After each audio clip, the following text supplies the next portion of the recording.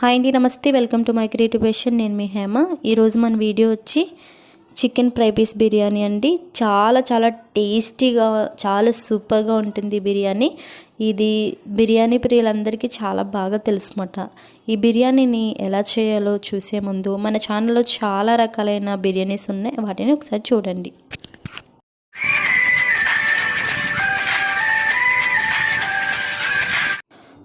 ముందుగా ఒక బౌల్ తీసుకుని ఇక్కడ నేను కేజీ వరకు చికెన్ తీసుకుంటున్నానండి.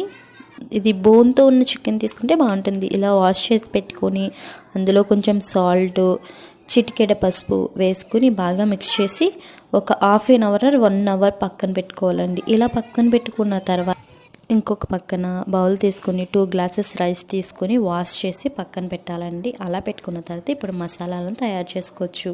చికెన్ గ్రేవీ కోసం జీలకర్ర, లవంగాలు, అనాస పువ్వు, ఇప్పుడు యాలక్కాయలు, ఒక ఆకు, మరాఠీ మొగ్గ, దాల్చిన చెక్క, సాజీరా వేసి బాగా ఫ్రై చేసి లైట్ కలర్ వచ్చిన తర్వాత దీనిని తీసి చల్లార్చి గ్రైండ్ చేసుకోవచ్చు. ఇలా గ్రైండ్ చేసిన పౌడర్ ఇలా ఉంటుంది. ఇలా అయిన తర్వాత అదే ప్యాన్లో ఎండుమిర్చి వేసుకోవాలండి. ఇక్కడ 10 నుండి 12 లేదా 15 వరకు వేసుకోవచ్చు. మన కారం బట్టి అడ్జస్ట్ చేసుకొని ఫ్రై చేసి వీటిని కూడా గ్రైండ్ చేసి పక్కన పెట్టుకోవాలి. అలా పక్కన పెట్టుకున్న తర్వాత అదే ప్యాన్లో ఆయిల్ వేసుకుని 2 బిగ్ సైజ్ ఆనియన్స్ నేను చిన్ని పీసెస్లా కట్ చేసుకున్నానండి. వాటిని ఇందులో యాడ్ చేసేస్తున్నాం. ఇంకా కావాలంటే వేసుకోవచ్చు, లేదంటే స్వీట్ వస్తుంది. ఇలా బ్రౌన్ కలర్ వచ్చాక పచ్చిమిర్చి, జింజర్ గార్లిక్ పేస్ట్ వేసి కొంచెం పెప్పర్ పౌడర్ కూడా వేసి ఫ్రై చేద్దాం. ఇలా అయిన తర్వాత ధనియా పౌడర్ని వేసి ఫ్రై చేసి ఈ మ్యారినేట్ చేసుకున్న చికెన్ పీసెస్ని వేసేవాళ్ళండి. బాగా కలపాలి. ఇప్పుడు కలిపిన తర్వాత ఒక 5 నిమిషాలు మూత పెట్టుకోవచ్చు. ఇలా అయిన తర్వాత మనం తీసి చూస్తే ఆయిల్, వాటర్ కూడా మనకి బయటకు వస్తుంది. కస్తూరి మేతిని వేసి బాగా మిక్స్ చేసి పెట్టుకోవాలండి. ఇలా ఒక మూత పెట్టి కొంతసేపు ఉంచిన తర్వాత గ్రైండ్ చేసిన పౌడర్ని వేసేవాలి. మనం కస్తూరి మేతిని నెక్స్ట్ పెప్పర్ పౌడర్ని వేయడం వల్ల ఫ్రై పీస్ బిర్యానీ టేస్ట్ వస్తుంది. ఇలా సాల్ట్ సరిపడినంత వేసుకొని ఇంకొంచెం సేపు మూత పెట్టుకోవచ్చండి. ఇలా అయిన తర్వాత కొంచెం కొత్తిమీర, కరివేపాకును పైన జల్లేసుకుని ఇంకొక 5 మినిట్స్ ఉంటే సరిపోతుంది. మనకి 30 to 35 మినిట్స్ వరకు పడుతుందండి. తర్వాత ఇది రెడీ అయిపోయినట్టే మనకి. ఇప్పుడు కడాయి తీసుకుని ఆయిల్ వేసి వైట్ బిర్యానీ తయారు చేసుకోవచ్చు.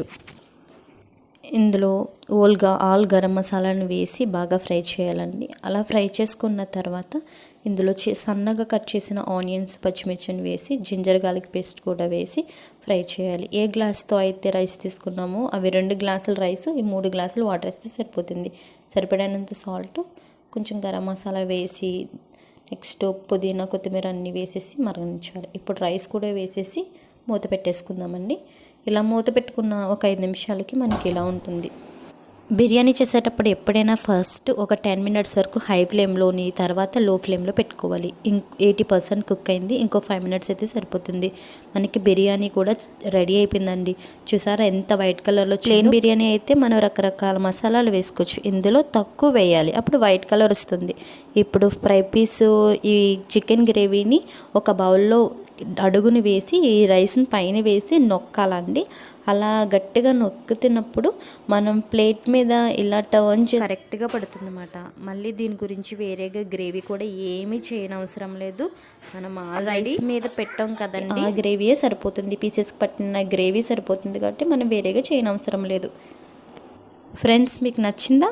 మీకు నచ్చితే లైక్ చేయండి, షేర్ చేయండి, కామెంట్ చేయండి. మీ ఫ్రెండ్స్కి, మీ రిలేటివ్స్కి మా వీడియోని సజెస్ట్ చేయండి.